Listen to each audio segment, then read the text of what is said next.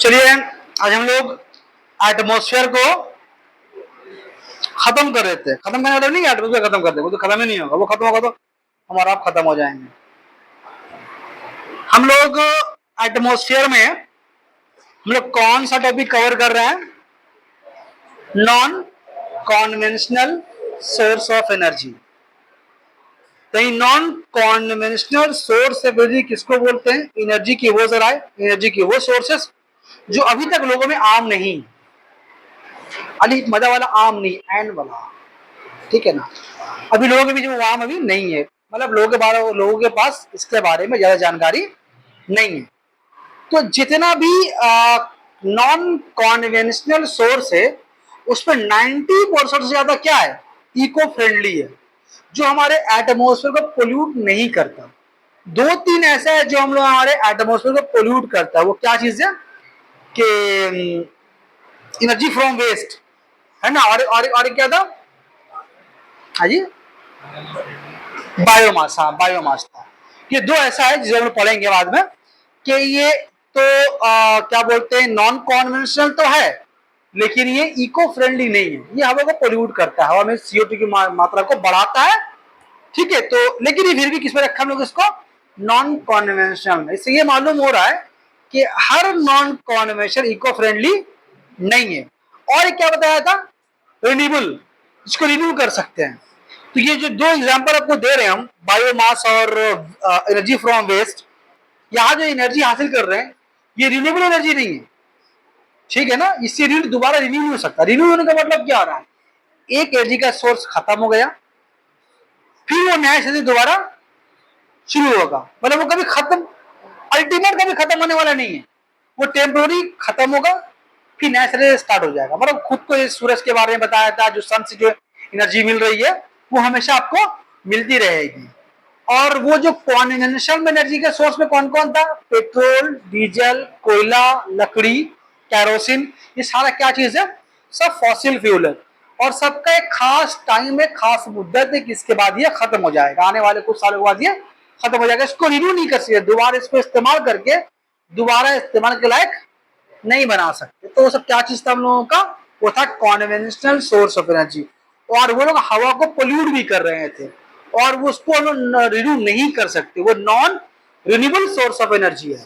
तो हम इसलिए टॉपिक को बार बार रिपीट दे रहे हैं कि क्वेश्चन को ऐसा मैनिपुलेट करता है, इसी में से पूछ लेगा आपसे, बोल देगा कोयला, पेट्रोल, डीजल और सोलर एनर्जी, इनमें से कौन सा रिन्यूएबल सोर्स ऑफ एनर्जी है? सोलर एनर्जी है। ये आपको सोलर एनर्जी दे दिया, विंड एनर्जी दे दिया, जियोथर्मल एनर्जी दे दिया और कोयला दे दिया। इसमें से कौन सा non renewable source of energy है? तो ऐसे ही इनमें से कौन सा इको फ्रेंडली नहीं है? वही कोयला है। तो एक आंसर का जवाब कई तरह से हो सकता है, डिफरेंट तरीके से पूछने के वजह से। तो इसलिए बार बार हम इसको रिपीट कर रहे हैं कि इस पॉइंट पे आप ध्यान दें। इतना पढ़ने के बाद अगर क्वेश्चन घुमा कर पूछ लिया, जवाब दे नहीं पाए, तो हम लोग का मेहनत क्या हो गया? आपका बैठना सुनना भी बेकार हो गया, लिखना बेकार हो गया, मेरा पढ़ाना भी बेकार हो गया। चलिए ठीक है, तो आज हम लोग आगे फटाफट आज टॉपिक लंबा लेके स्पीड लेके भागेंगे, ठीक है हम लोग। तो कॉन्वेंशनल सोर्स ऑफ एनर्जी में कॉपी कहाँ गया बोला दिखाओ तो कॉन्वेंशनल लाइन्स टॉपिक क्या लिखाया था? एक लिखाया था सोलर एनर्जी, उसके बाद क्या लिखाया था? सोलर एनर्जी के बारे में बात दिखाया था, विंड एनर्जी ना, विंड एनर्जी। हाँ, इसको सामने करके रखकर सब याद रहेगा हमको। तो बात करते हैं हम लोग विंड एनर्जी के बारे में।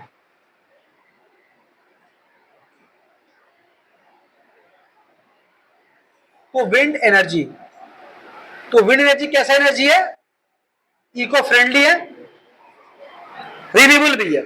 लिख लेना, आप चाहेंगे तो लिख सकते हैं उसको, ठीक है। और कैसे वर्क करता है ये, कैसे काम करता है, काम करने का प्रोसेस क्या है? देखिए, हमारे जो अर्थ का जो सरफेस है, जो एटमॉस्फेयर है, इस पर जो हवाएं हैं वो अर्थ के रोटेशन और रेवोल्यूशन के बिना पर और मौसम की तब्दीली के बिना पर हवाओं का चलना जारी रहता है।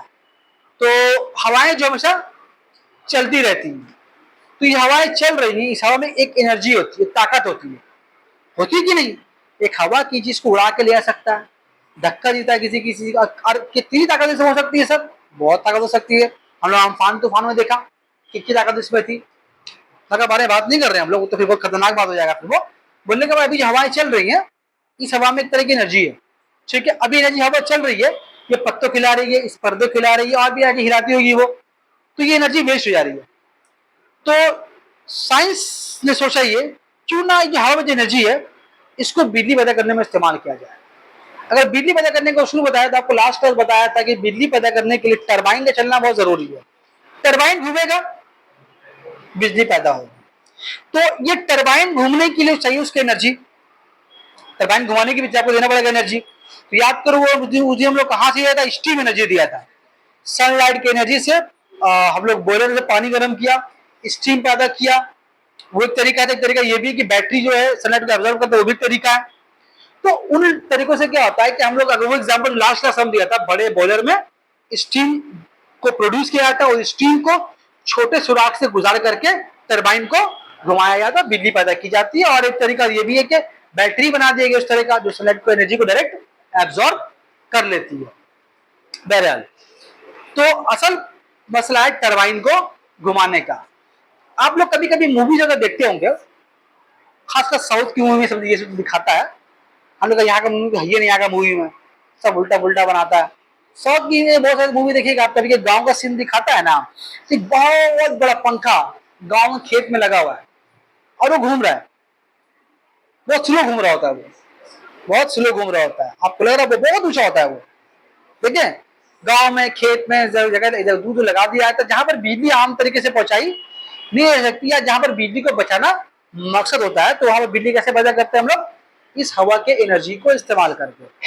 अब क्या होता है, बड़ा पंखा जो है वो हवा के चलने वाले डायरेक्शन में लगा दिया जाता है। हवा जिस तरफ चलेगी उसके उस डायरेक्शन में उसको लगा दिया जाता है।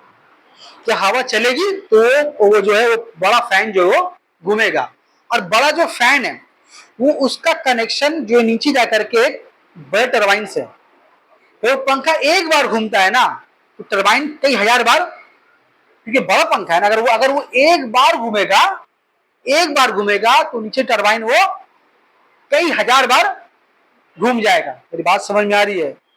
तुम एक बड़ा पहिया को छोटा पहिया जोड़ दो तो बड़ा पहिया एक बार घूमेगा, छोटा पहिया कई बार घूम जाएगा।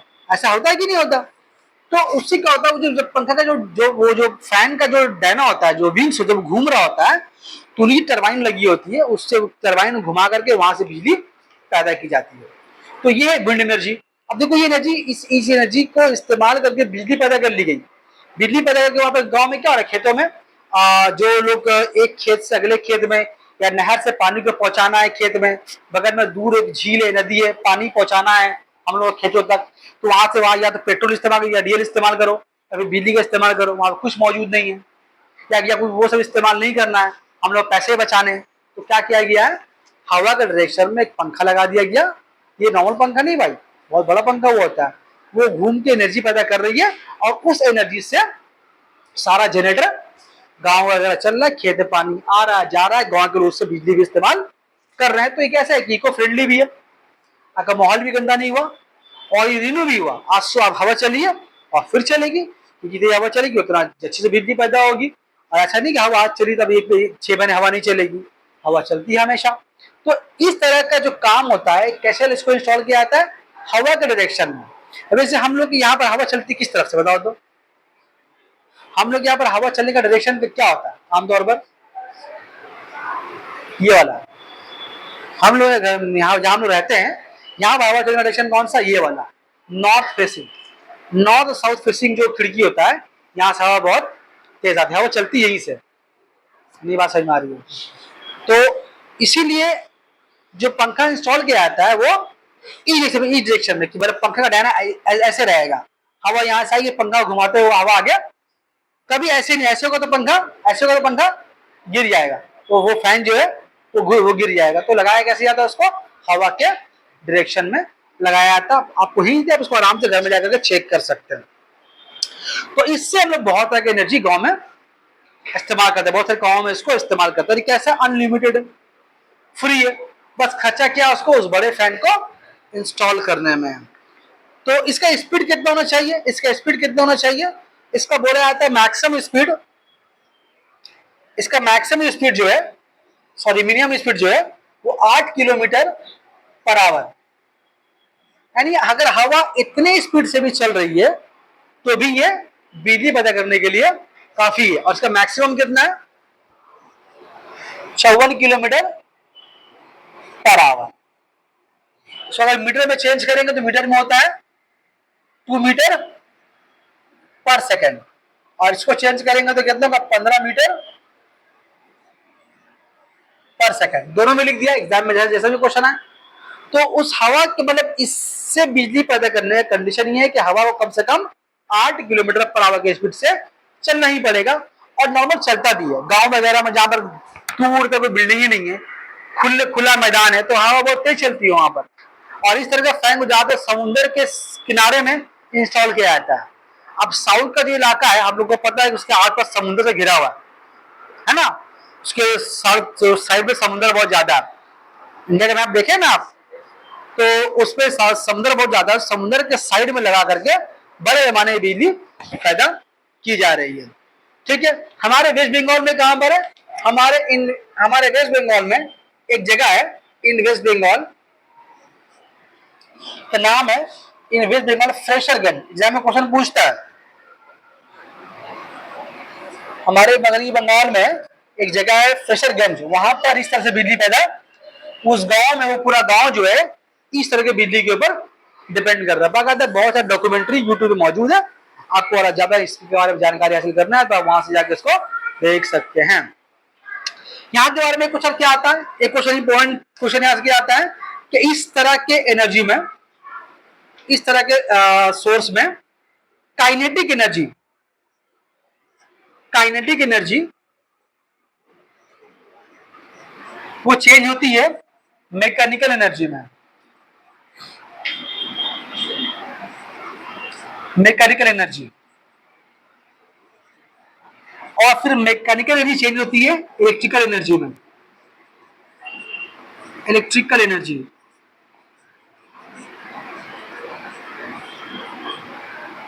काइनेटिक एनर्जी का मतलब क्या है? काइनेटिक एनर्जी उस एनर्जी को बोलते हैं जो किसी बॉडी में हरकत की वजह से पाई जाती है। किसी बॉडी में हरकत है, मोशन है, तो उसमें एनर्जी पाई जाएगी। हवा चल रही है हमेशा, हवा बह रही होती है हमेशा, तो उस पर कौन सा एनर्जी हमेशा रहता है? काइनेटिक एनर्जी उस पर रहता है। ये काइनेटिक एनर्जी करती क्या? उस फैन को घुमाती है, तो उसमें क्या आया? Mechanical energy. अब उस फैन के घूमने से, जबकि मशीन घूम रहा होता है, तो उसको बोलते हैं कि उसमें मैकेनिकल एनर्जी कन्वर्ट हुआ। अब ये फैन घूम रहा है, उस पर कौन सी एनर्जी है? मैकेनिकल एनर्जी है। आप कौन सी एनर्जी रही है? Electrical energy. यहाँ पर इस फैन में इलेक्ट्रिकल एनर्जी चेंज किसमें हो रही है? मैकेनिकल एनर्जी में।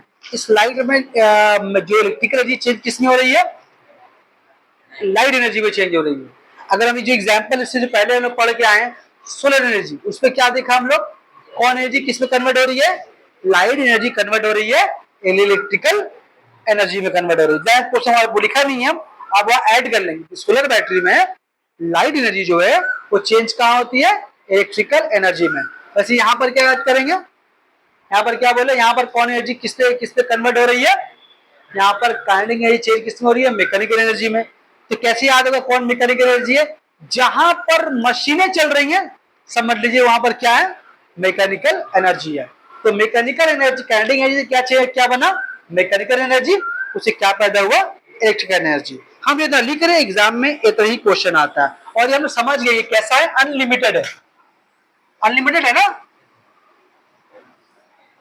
अनलिमिटेड और फ्री है। अब ये बात हम सनलाइट एनर्जी में लिखा नहीं है, वहां भी ये बात है, वही फ्री है और वो भी अनलिमिटेड है। मेरी बात समझ में आ रही है? अच्छा, इसके बारे में क्वेश्चन यूज के ऊपर एक आता है। It is used as windmill. Windmill के तौर पर इसको इस्तेमाल करता है। गांव में ना बहुत सारा काम होता है, जैसे मान लो कुछ मशीनें चलानी है, सरसों पीसना है, या गेहूं का धान से अलग करना है, तो बहुत सारी मशीनों को चलाना पड़ता है। चलाने के लिए क्या चाहिए? इसको चाहिए एनर्जी। आपका दो ऑप्शन है, या तो आप इस्तेमाल करें कॉन्वेंशनल या इस्तेमाल करें नॉन कॉन्वेंशनल। तो सस्ता कौन है? Non conventional. तो वहां पर उस एनर्जी को इस्तेमाल करके सारी मशीनें चलाई जाती है, इसीलिए क्या लिखा है इसको, कैसे लिखा है कि इसको विंड मिल के तौर पर भी इसको हम लोग इस्तेमाल करते हैं। और ये कोई नया साइंस नहीं है, पुराने जमाने में भी लोग इसको इस्तेमाल करते थे। ठीक है, तो विंड एनर्जी के बारे में आपसे इससे ज्यादा क्वेश्चन पूछने वाला है नहीं। आपको एक्स्ट्रा अगर कुछ जानकारी आपको हासिल करना है तो आपको थोड़ा सा मेहनत करना पड़ेगा, और हमको भी करना पड़ रहा है आपको मोबाइल खोजने के लिए। दो सिर्फ 4-5 के बारे में डिटेल से पढ़ाएंगे, बाकी सबके बारे में बस शॉर्टकट बोल के निकल जाएंगे, जो जहां जरूरी वहां बोलेंगे। अब फोटो ले लो उसका, जल्दी से ले लो फोटो।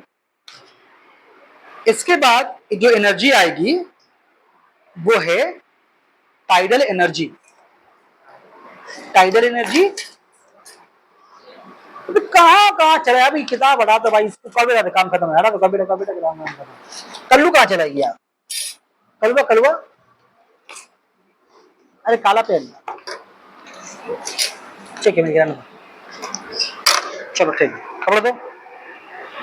तो इस पे जो इम्पोर्टेंट क्वेश्चन क्या होता है कि विंड एनर्जी कैसा है, एक नॉन कन्वेंशनल है, इको फ्रेंडली है, अनलिमिटेड है, फ्री है, बंगाल में यहाँ होता है, इसको ऐसे इस्तेमाल करते हैं, इसका एचपी रहता होना चाहिए, और इस सिस्टम में ये एनर्जी फलाना से ठिकाना से हमखाना में कन्वर्ट होती है। ठीक है, मिटा दे इसको। चलिए अब आइए बात करते हैं हम लोग विंड एनर्जी के बारे में, सॉरी टाइडल एनर्जी के बारे में। खाली वो प्रिंसिपल याद रहे कि बिजली पैदा करने के लिए टरबाइन में घूमना जरूरी है। चलिए अब आइए टाइडल एनर्जी। टाइडल एनर्जी इसके नाम से ही समझ में आ रहा है ये एनर्जी कहां से इस्तेमाल हो रही है। ज्वार भाटा टाइड से बना, टाइडल किससे बना है, टाइडल बना है, टाइडल जो वर्ड है ये बना है टाइड से। टाइड्स को क्या बोलते हैं हम लोग आम भाषा में, ज्वार भाटा बोलते हैं। आप सबको पता है कि दरिया का पानी दिन भर में एक बार ऊपर आता है और एक बार नीचे जाता है। समुद्र की वजह से यहाँ पर पानी में उतार चढ़ाव होता रहता है। ये क्यों होता है, ये होता है जमीन और मून के बीच में जो ग्रेविटेशन फोर्स है, उस ग्रेविटेशन फोर्स की वजह से क्या होता है, खिंचाव पैदा होता है। जमीन भी एक वो डालती है चांद के ऊपर, चांद भी एक फोर्स डालती है जमीन के ऊपर, खींच नहीं पाती लेकिन फोर्स डालती है। अब जब फोर्स डाल रही होती है तो जो चीज सॉफ्ट होता है वो खींच जाता है। जैसे मान लीजिए अभी हम इस भाई को टानेंगे, पकड़ करके शर्ट पकड़ के टानेंगे, तो पहले कौन आएगा, पहले ये आएगा, पहले शर्ट इसका आएगा। और ज्यादा भारी हो तो क्या होगा, शर्ट फट के मेरे हाथ में आ जाएगा। करेंगे नहीं, एग्जाम्पल दे रहे हैं। तो सपोज कीजिए कि अगर मान लीजिए ये हम लोगों का अर्थ है, मान लीजिए, और मान लीजिए मून है, तो अगर हम मान लीजिए ये इस अर्थ के इस सरफेस से मान लीजिए यहाँ पर सामने समंदर, इसका यहाँ मान लीजिए पानी है, जब ये चांद और इसके बीच में जब फोर्स ऑफ अट्रैक्शन होगा, ये पानी का जो लेवल है, पानी तो यहाँ पर भी है, पानी यहाँ पर भी, तो होगा क्या, खिंचाव की वजह से, चूंकि पानी अर्थ के सरफेस का सॉफ्ट पार्ट होता है, तो यहाँ का पानी जो यहाँ का पानी यहाँ के ऐसे जमा हो जाएगा। ये पानी यहाँ पर कैसे आके ऐसे हो जाएगा, यहाँ का पानी खत्म हो जाएगा या कम हो जाएगा। मतलब क्या हुआ, यहाँ पर हो गया भाटा, यहाँ हो गया ड्रॉप, ये पानी ऊपर की तरफ खिंच गया, बात समझ में आ रही है, यहाँ पानी का लेवल बढ़ गया। इसी तरह से इसी प्रिंसिपल में काम करता है कि जब अर्थ घूम के जब चांद के सामने आएगी तो कहीं और भी ज्वार भाटा कहीं होगा, फिर कहीं ज्वार तो कहीं भाटा हो रहा होगा। मेरी बात समझ में आ रही है। तो ये जो पानी का जो ऊपर चढ़ना और उतरना ये हमेशा होता रहता है, नेचुरल है, अनलिमिटेड है, और जब से दुनिया में जब से ये हो रहा है। बाद में लोगों को समझ में आया कि हम लोग इससे भी एनर्जी पैदा कर सकते हैं। क्या करते हैं, देखिए ये लोग क्या करते हैं, एग्जाम्पल आपको देकर समझा। अगर आपको मान लीजिए ये आपका सी है, मान लीजिए आपका सी है, समुद्र है, और समुद्र के साइड से यहां से मान लीजिए एक रिवर निकल रहा है, मान लीजिए यहां पर एक छोटा रास्ता जहां से रिवर निकल रहा है, जहां से रिवर निकल रहा है। एक एग्जाम्पल समझा रही है, आपका सी है, ठीक है, और ये मान लीजिए आपका रिवर है। यहां से हमेशा क्या जाता है, जहां पर रिवर और समुद्र, सी जहां से रिवर निकलता है, इसके सामने में यहां पर इसके रास्ते में एक ऊंचा डैम बना दिया था, एक ऊंचा डैम बना दिया था। डैम मतलब बहुत हेवी कंक्रीट का, सीमेंट का बहुत मजबूत दीवार बना दिया जाता है। ठीक है, जब क्या होता है, जब सी लेवल बढ़ेगा, तो सी लेवल का पानी बढ़ेगा और वो आना चाहेगा दरिया में, ये दीवार इसको आने नहीं देगा। ठीक है, जब ये पानी ऊपर आना चाहेगा, ऊपर होगा तो पानी आना चाहेगा, लेकिन ये दीवार इसको रोके हुए रखा रहेगा। तो ये दीवार जो है बहुत ज्यादा प्रेशर को बर्दाश्त कर रहा होगा, इसीलिए ये दीवारें होती है ये बहुत मजबूत बनाई जाती है, मामूली दीवार नहीं, बहुत मजबूत दीवार ये सब होता है। इसको डैम बोलते हैं आम भाषा में, डैम। तो होता क्या, यहाँ पर कुछ छोटे छोटे सुराख होते हैं, इस पर छोटे छोटे कुछ सुराख होते हैं, सुराख में लगा गेट लगा होता है, कुछ गेट लगा होता है, वो गेट बंद रहता है, वो गेट बंद रहता है। जब वाटर में पूरा भर गया, ठीक है, तो क्या किया जाता है कि इस सुराख को खोला जाता है। इस सुराख से पानी जो है बहुत तेजी के साथ नीचे गिरती है, बहुत तेजी के साथ नीचे गिरती है। और ये छोटा मोटा प्रेशर नहीं है, एक समुद्र का पानी डाला हुआ प्रेशर है। तो इतना प्रेशर होता है कि अगर आप इस पानी के कांटेक्ट में अगर आप आ गए, जो पानी जिस स्पीड से निकल रहा होता है, अगर आप इसके कांटेक्ट में आ गए तो आपका एक खड्डे का जगह भी नहीं मिलेगा। अगर आप टकरा गए ना तो आप मतलब रिवर में बदल जाएंगे, आप पार्टिकल्स में चेंज हो जाएंगे, इतना पानी प्रेशर होता है। मेरी बात समझ में आ रही है? ये जो कभी कभी रास्ते में होता है प्रोटेस्ट, पुलिस एक पानी का फवारा लेके रहता है, जब वो पानी का फवारा सब मारते तो लोग कहां से कहां फेंका जाते हैं, देखिए ना वाला। कभी कभी होता है प्रोटेस्ट, तो पुलिस लोग एक पानी का बड़ा सा पाइप लेके रहता है, जब मारता है पाइप से बॉडी में तो आदमी कहां से कहां फेंका जाता है। और ये जो समुद्र के पानी का प्रेशर है, तो बहुत ह्यूज प्रेशर से पानी के नीचे की तरफ ही गिरता है। अब जब पानी नीचे की तरफ गिर रहा होता है तो इसके नीचे यहाँ पे लगाया जाता है टरबाइन। क्या लगाया जाता है? टरबाइन। मकसद के टरबाइन को घुमाना। अब टरबाइन घूमता बड़ा स्पीड से, जब टरबाइन घूमता है तो उससे बिजली पैदा होती है। बात समझ में आ रही है? अब ये जब ये पानी जुगाड़ होगा, पानी को जमा कर लिया जाएगा, गेट बंद रहेगा, जब बिजली पैदा करना होता है उसको टाइम पे खोल दिया जाता है, वो पानी यहाँ पर जाकर भर जाता है। जब यहाँ पर आता है तो सब बिजली पैदा हो जाती है। ये डैम बनाया जाता है, जहां पर समुद्र दरिया से मिल रहा था, और डैम बना के पानी को रोका जाता है, जबरदस्ती रोका जाता है। और उसको फिर टाइम टाइम पे जरूरत होता है कि पानी को सुरा के छोड़ करके उससे बिजली पैदा की जाती है। अगर आप डैम को, अगर आप कौन सा मूवी एग्जाम्पल आपको हम दें, बहुत साउथ की मूवी से दिखाता है, हम लोग के मूवी में दिखाता नहीं है। हम लोग मूवी मतलब कौन, घटिया बॉलीवुड। एक मूवी में दिखाया गया, आप देखना चाहेंगे उसको तो, डैम का सिर्फ नक्शा है, डैम का सीन दिखाया है। क्या नाम था मूवी का? हाँ, धूम 3। देखिए धूम 3 आप लोग, आमिर खान का, ये आखिरी सीन में जहाँ लटका हुआ रहता है आमिर खान, है ना, ये हाथ पकड़ा हुआ रहता है, वो जो लटका हुआ डैम है वो। कितना बड़ा था, कितना विशाल डैम है वाला। तो अगर डैम आपको देखना, अगर आपको एक्चुअल में डैम देखना है, अगर कोई आदमी, तो दार्जिलिंग कभी कोई ना, दार्जिलिंग गया कोई कभी? दार्जिलिंग, सिक्किम या सिलीगुड़ी कभी गया आप लोग? रास्ते में डैम पड़ता, फरक्का डैम, हम लोग बंगाल में बीच समुद्र और दरिया के बीच में बनाया गया डैम। जब उसके बाद ट्रेन चलती है ना, तो अगर आप कभी जाएंगे आप, तो वहां पर एक प्रिकॉशन ये लेना पड़ता है कि जब वो ट्रेन गुजरती है डैम के ऊपर ट्रेन चलती है, तो बोला जाता है खिड़की बंद करने बोल दिया जाता है, खिड़की वगैरह बंद कर लो। और वहां सुबह सुबह के वहां ट्रेन गुजरती है। अगर हम लोग तो को मालूम था कि ये डैम आने वाला है, तो हम लोग थोड़ा सा उठ गए थे सुबह, अगर खिड़की खोल दिए थे। इतनी खतरनाक आवाज, हू हू आवाज हो रही है, मतलब समझ रहे हैं? समुद्र का पानी रुका हुआ है, डैम का पानी नीचे गिर रहा है, और देखिएगा ये ना, हदस लग रहा है, मौत का कुआं लग रहा है अंदर में। तो इतना खतरनाक वो सीन था, मतलब देखने में डर लग रहा था नीचे देखने में। क्या पता हुआ, ट्रेन का स्पीड बहुत स्लो होता है। कभी आप जाए सिलीगुड़ी, दार्जिलिंग वगैरह जाए, तो सुबह के वक्त वो ट्रेन वहां से गुजरती है, कभी जाए तो देखिएगा।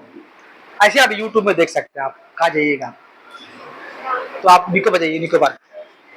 तो फरक्का डैम उसका नाम है बंगाल में। तो भाई बोलने का मतलब डैम एक ऐसी चीज है जहाँ पानी को रोका जाता है। वो कैसे रोका जाता है पानी को? जो ज्वार भाटा में ज्वार में पानी ऊपर होता है उसको रोक करके फिर टाइम टाइम जरूरत के मुताबिक उसको ऊंचाई से गिराया जाता है, उसको फिर क्या घुमाया जाता है, टरबाइन घुमा के बिजली पैदा की जाती है। अभी क्या चीज इको फ्रेंडली है,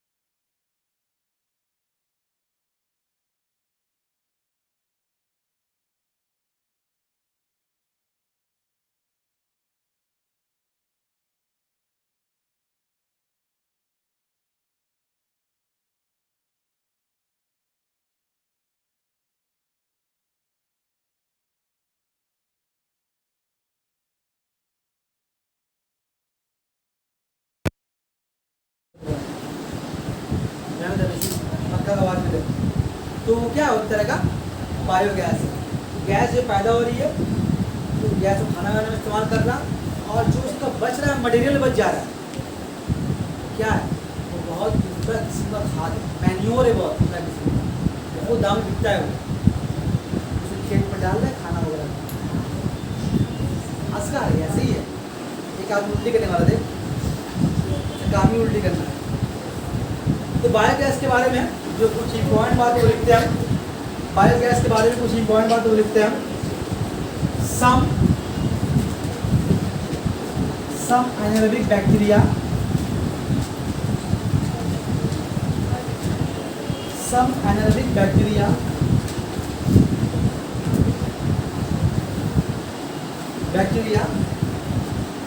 decomposes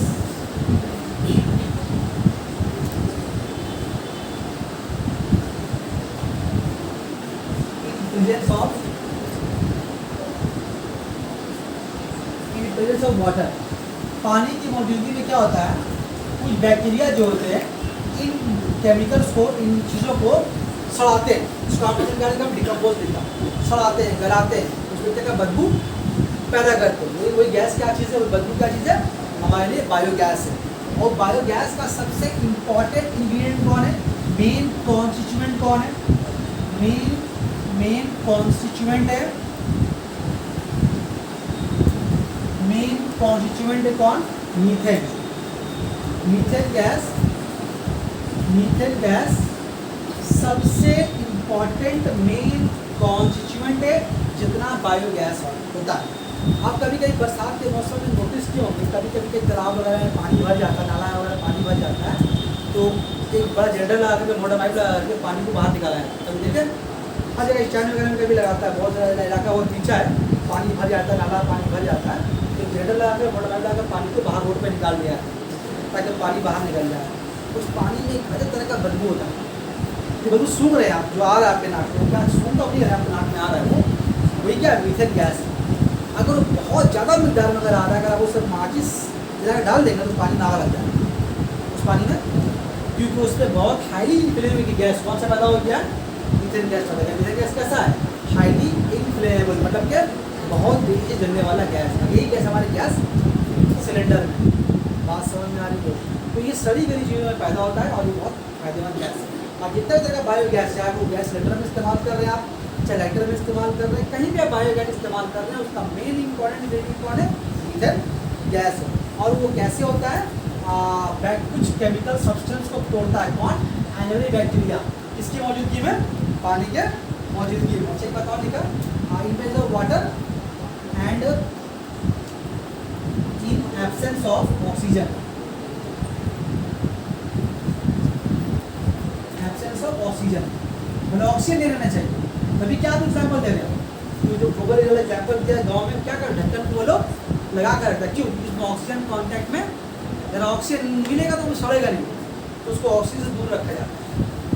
तो जहाँ जहाँ ये ऑक्सीजन दूर रहेगा, ये केमिकल सब्सटेंस वो क्या रहेगा, वो क्या पैदा करेगा, आपका मीथेन गैस पैदा करेगा। अच्छा, बहुत इंपॉर्टेंट सोर्स है आज के ज़माने में एनर्जी का।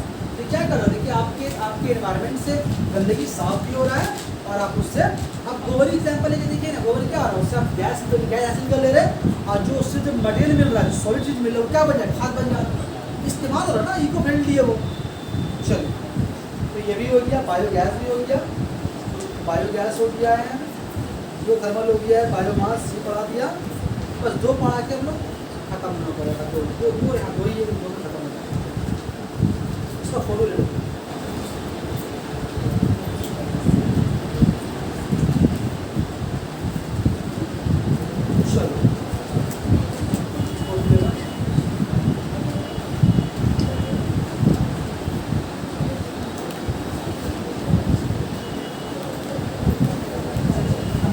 पढ़ेंगे इसको आप, मतलब बात आप समझ, आपको याद आ जाएगा, मतलब आप याद करने में आसानी होगी, नोट से याद करेंगे या बुक से याद करेंगे तो याद करने में आसानी के, मतलब समझ गए कि कैसे एनर्जी पैदा हो रही है।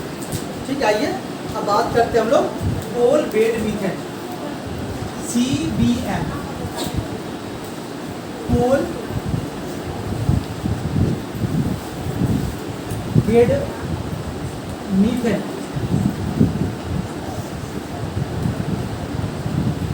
कोयले का जो काम होता है, यहाँ से कोयला को खोद के निकाला जाता है। तो कोयला खोद के क्यों निकालते हैं हम लोग? एनर्जी हासिल करने के लिए। और उस कोयले का तुम खाना बनाओ, तुम शाम करो, जो करना तुम करो ना भाई, बिजली पैदा करो, तुम कुछ जल जाओ, कोई कारण पड़ता है। मतलब उस कोयले से क्या पैदा करते हैं, क्या हासिल करते हैं हम लोग? एनर्जी हासिल करते हैं। वो कैसे एनर्जी का सोर्स है? एक कॉन्वेंशनल है और वो इको फ्रेंडली नहीं है, उसको रिन्यू भी नहीं कर सकते।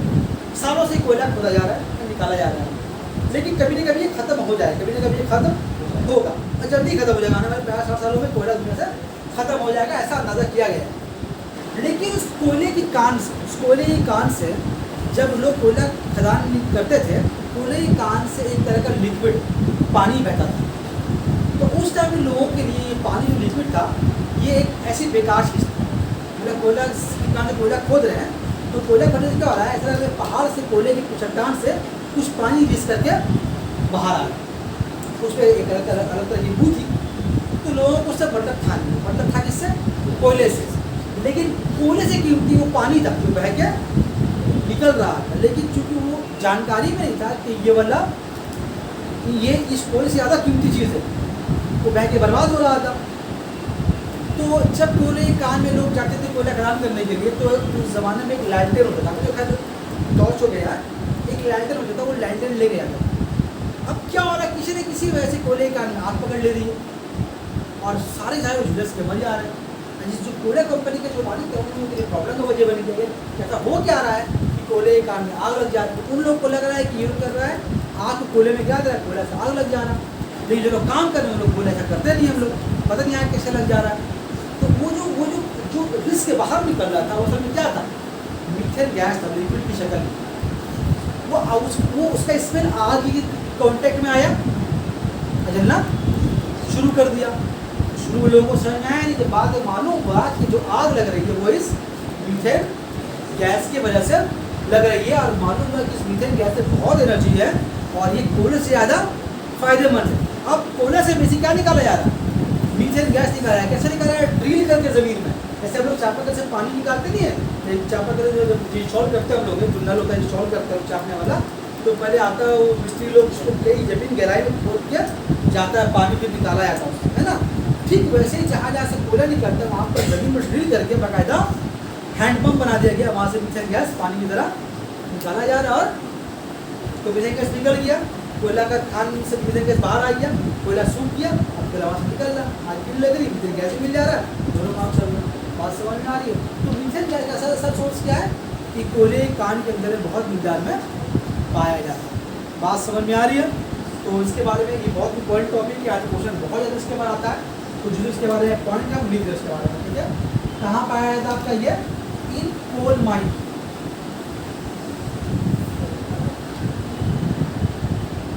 इन coal mine during qualification. Qualification के माने कोयला खोद के निकालना। In coal mine during qualification, also called sweet gas, मीठी गैस बोलते हैं इसको। क्यों? क्योंकि इसमें एक गैस पाया जाता है, इसका नाम है H2S। इसका फुल फॉर्म है हाइड्रोजन सल्फाइड। हाइड्रोजन सल्फाइड जो लिखने में एग्जाम में शॉर्ट क्वेश्चन पूछता है। स्वीट गैस पूछेगा, मीथेन गैस को स्वीट गैस क्यों बोलते हैं, तो आप बोलेगा उसमें क्योंकि उसमें H2S गैस पाई जाती है। आप पूछ लेगा किस गैस को स्वीट गैस बोलते हैं, क्या सॉरी H2S एब्सेंट, कौन सा दिमाग भूल बोला, H2S एब्सेंट। इसमें H2S गैस नहीं पाएगा। ये जो हमारे नालों का नाला वाला छोड़ता है, जो बदबू वहाँ से आता है, वो जो गंदा बदबू जो नाक में अच्छा लगता है, वो किसका बदबू है? वो H2S गैस का बदबू है। हालांकि उसमें मीथेन गैस भी है, साथ में उसमें ये गंदा गैस भी। लेकिन जो मीथेन जो क्वालिफिकेशन में जो कोल माइन में जो गैस निकल रहा है, जो मीथेन गैस निकल रहा है, उसमें गैस मौजूद नहीं है, इसीलिए उसको क्या बोलते हैं हम लोग? स्वीट गैस बोलते हैं। ठीक है? इसका ज़्यादा इस्तेमाल कहाँ पर होता है? Largely used in CNG, CNG किसको बोलते हैं? CNG का फुल फॉर्म है, CNG का फुल फॉर्म है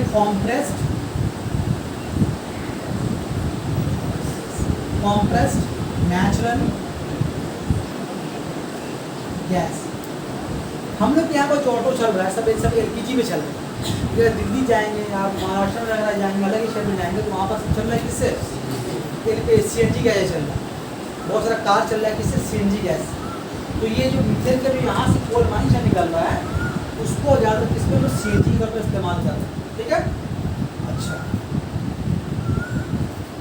और किसने इस्तेमाल किया था इसको? For the production of methanol.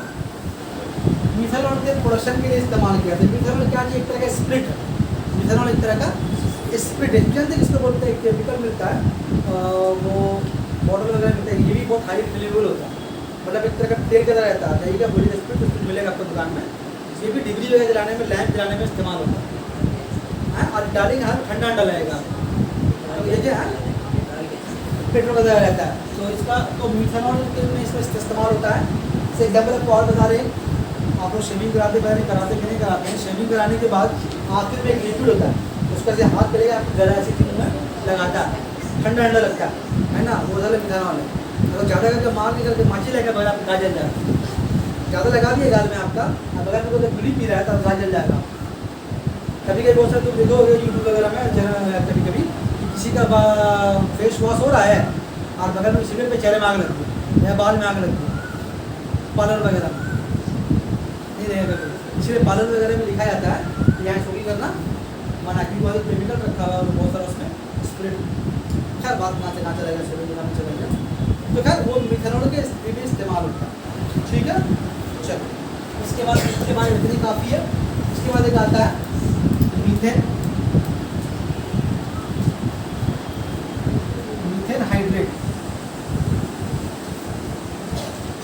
Hydrate, इसको हम लोग फायर आइस भी बोलते हैं।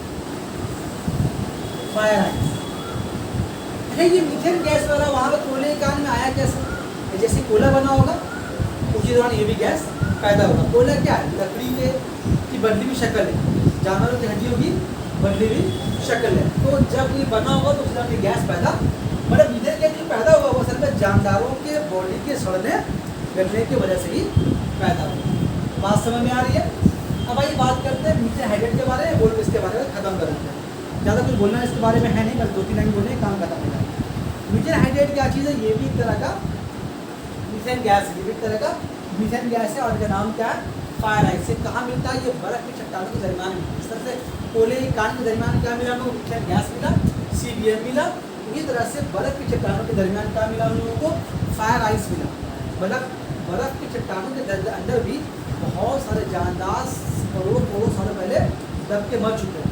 अभी दब के जो मरे हैं तो दब के मरने के बिना पर क्या उनका बॉडी सड़ गल के उसी में पिघल कर रह गया है। अब जो बॉडी में उनका जो सड़ा गला है, सड़ा गलने से क्या केमिकल्स पैदा हुए हैं तो बर्फ़ के चट्टानों के तह के अंदर आज भी जमा है। और ये बर्फ़ के अंदर पैवस्त हो गए, एकदम अंदर में एकदम घुस गए बर्फ़ के अंदर। तो कभी कभी जब बर्फ़ की चट्टानों खोद करके एक बर्फ़ का टुकड़ा निकाला गया और जब उससे माचिस लगाया गया तो बर्फ़ जलना शुरू हो गई। देखने में लग रहा है वो बर्फ़ कि उसमें लग गया है आग, क्योंकि उसमें क्यों उसमें आग लग गया? बर्फ़ में आग कैसे लगती है? ये बर्फ़ में कौन सी गैस मौजूद है? उसमें मीथेन गैस मौजूद है। इसे नाम क्या पड़ा उसका? Fire ice. कभी कोई सोच भी सकता है कि बर्फ़ की चट्टान के अंदर से बर्फ़ निकलेगा जिससे आग लग जाए।